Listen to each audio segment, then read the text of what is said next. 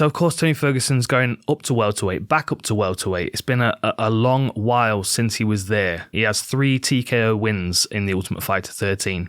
And then in the finale, he wins by TKO as well. They make up a third of his TKO finishers. He's definitely been a stronger version of himself at welterweight in the past. So we'll see how that plays out. The Leech, in my memory, is always just a big, strong individual.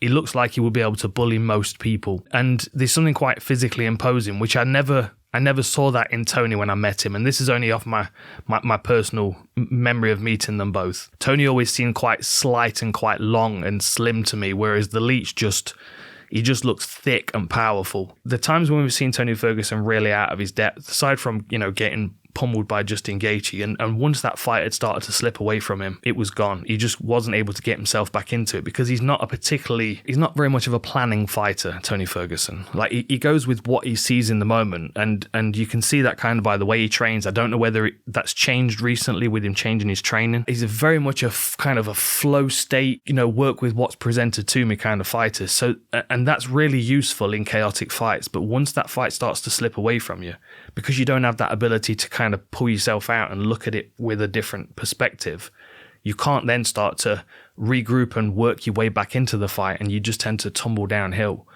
And I would expect that from this fight as well. I think if the Leech comes out in the first round and he bangs Tony Ferguson in the side of the head and Ferguson goes down and he's scrambling or he gets cut or, he looks vulnerable for a moment in the first round, I think then it will be that cascade of events until the Leech lands that right hand and probably puts Tony down again.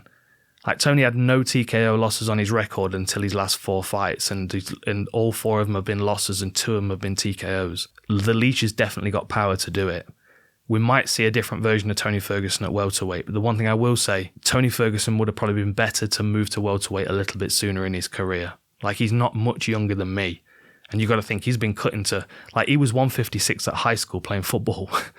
You know what I mean? Like, he's kept his weight the same for, 20, 30 years?